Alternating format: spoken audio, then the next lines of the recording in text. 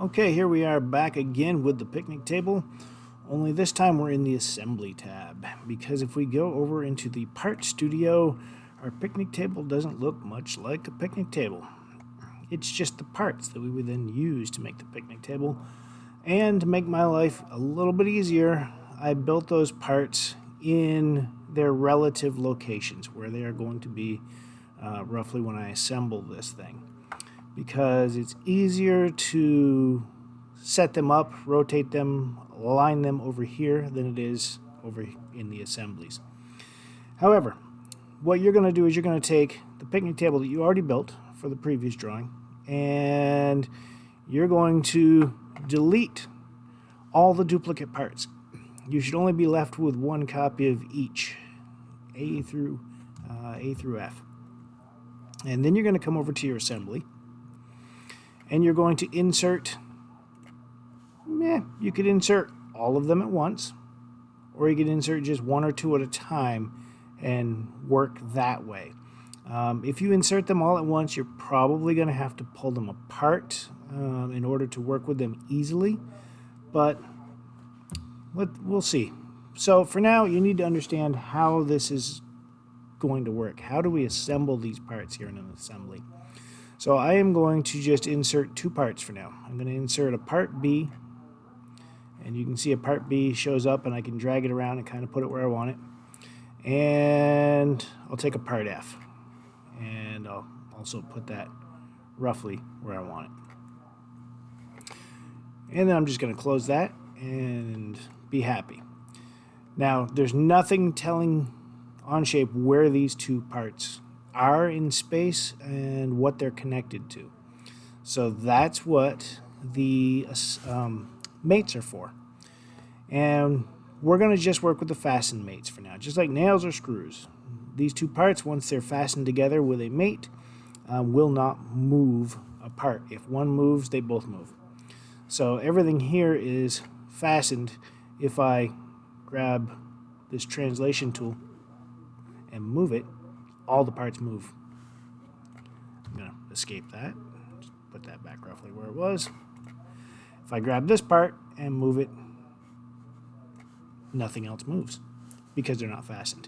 So what I'm going to do is I'm going to click on the fasten mate, and it starts red because it's not connected to anything yet.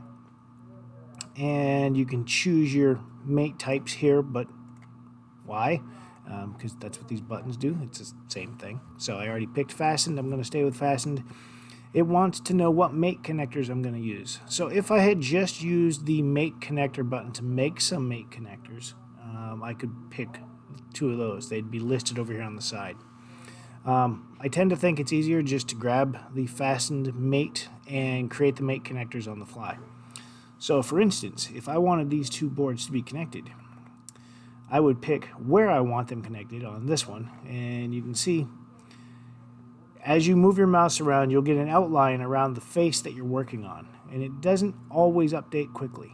So right now it's the top face, and if I come to this edge, it took a while before the edge highlighted. So just expect that to happen sometimes and be aware of it. But I'm going to pick this bottom center edge here. Okay, so I've got one mate connector. Over here, I'm going to pick something else. I'm going to pick, just to make things easy for now, this top center. And when I do that, boom, they snap together. And if I say solve, it's the same as hitting the green check mark up here.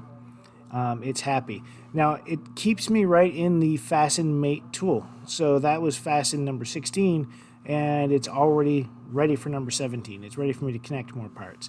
I don't have more parts right now, so what I'm going to do is insert another part. Let's go get D and drag it around. Okay, good enough. Go back to that fasten mate. Now, this is a seat. I really don't have a place to fasten this, so I'm just going to use it as a random part. And what I'm going to do is something totally different this time. I'm going to grab this edge again, only I'm going to grab the center of it this time. And I'm going to put another fasten mate over on the center of this face here just to show you what happens. Okay, it rotated in 2 directions. So it used to be laying flat, just like this blue board here, and it used to be running lengthways just like that blue board. It is now turned 90 degrees, and it rotated on its z-axis 90 degrees, so instead of running flat, it's now basically standing up on its edge, just because of those mates. So it's very important to get your mates oriented correctly, and that can take a little bit of practice. Let's say that one wasn't oriented correctly. I'm going to stick with it for now. I'm going to open this up. There's a drop down next to each one of these fasten mates, and you can see your 2 mate connectors inside.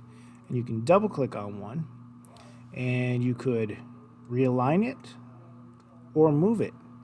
When you realign, let's see, you can choose some axes here. Oh, let's go with that one, I guess. And snap. Okay, it's not always easy or intuitive to realign your mate connectors. So keep that in mind. I'm going to use my secondary axis this time. I don't know if it'll make a whole lot of difference. I'll go this way. And, well, we've partially aligned it there. What if I pick this edge too? Primary axis, this edge. All right, interesting. So now I've rotated or realigned on my primary and secondary axis. I can also move, and then you get your X, Y, Z coordinates here. And they correspond with the colors, of course. Z running this way, that blue line. X running this way, the red line. And Y running up and down, the green line. So if I wanted to move this up, I would have to just place a number in here. We're going to translate up in the Y direction. Or let's say, how about 3 inches? And now it's the mate connector is still connected, but it is offset 3 inches from the other mate connector. So, mate connectors, you might like them, you might hate them. When we get to moving parts, you're going to love them. But as far as just fixed parts, it might be easier to build them all over in the part studio rather than to work with them as an assembly. However, I wanted you to experience them as an assembly so you knew what you were getting into. So here we are with our assembly. How did I assemble this?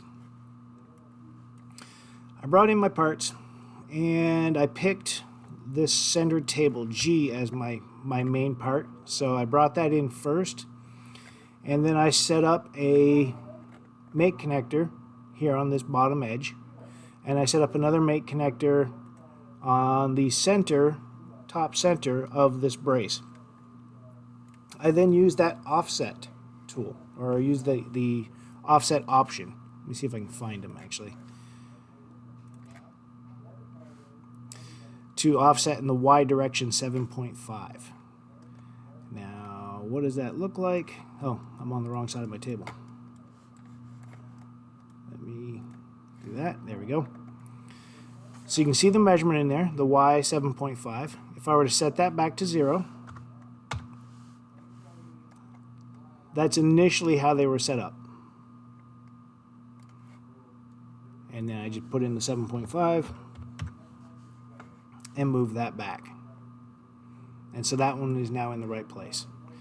No rotation needed, nothing else. So I'm just going to cancel that. I don't want those changes to stick. My next mate connector was these 2 edges. You can see the 2 mate connectors here. Now notice they're not touching because there's an X offset of a 1/4 inch. In fact, it's a negative 1/4 inch to get it to go in the direction I wanted it to go. So the first thing I did was I brought in another part. I mated this point here with this point here. That meant they were touching. I then added the offset. I did the same thing for this board. They were touching. I added the offset. I did the same thing on the other side, and then the same thing on the other side. So we had the tabletop all fastened and assembled. I then put in the braces that you saw. There's another 7.5 on the back side there. You can't really read it from this angle.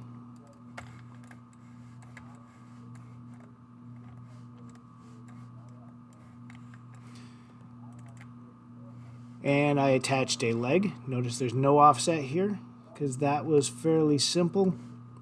If I can get to an angle where I can see it, yeah, I can see through right there. So there's my mate connectors. Notice there's only one because there's no offset. So I took the corner of that leg and I connected it to the top middle of that brace B. Then I did the same thing over here. I did the same thing for the other leg. Same thing for the other leg. Now, this is different than working in Part Studio. These legs do not have a mirror option.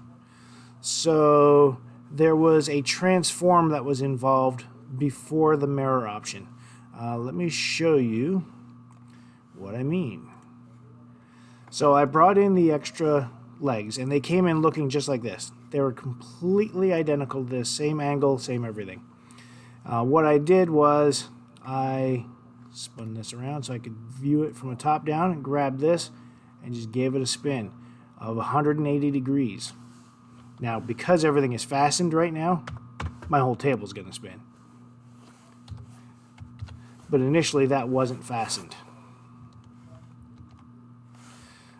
So if I were to bring in another one, just so we can see that, let me insert part A, stick it over here. Whoops, I canceled it, my bad. Okay, hit the green check. Click on it, there's your axis, spin it 180, and now I've got something that I could use for this leg. I added a mate connector, I went in here, I added a mate connector, and they snapped right together. I didn't have to physically move it over there, so it was nearby when I added the mate connector. The mate connectors just automatically put things together. So I'm going to undo that so I don't end up with another table leg that I don't need. Going down through my mates here, checking to see what haven't I covered yet. Oh, this one here.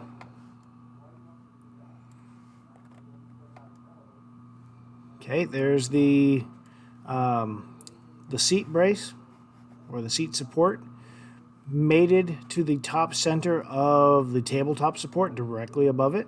You can see the two mate connectors from some angles better than others. I guess I can sort of see it. There's a mate connector there, a mate connector there. And I just offset them. There's the Y offset to get that in the right place. Same thing here to get this center brace in the proper location. I just took the top center of that edge and mated it to the top center of this edge, and that just snapped right in. Same on the other side. And now my seats, I snap them. There's a mate connector there on the corner to a mate connector here on the corner, and then I offset the 7.5 to get that proper overhang. And finally, same thing on the other side. Offset that 7.5 to get the proper overhang, and all I did was mate corner to corner. So there are two ways to build that three-dimensional picnic table model. One way is entirely in the Part Studio, build all of your parts, assemble it here. The other way is use an assembly. And so you're going to do one of each of these. So you are going to turn in a picnic table that has been assembled that will not have all of its parts. You're only going to build one of each part, and you're going to assemble it here. Okay, that's it for this drawing.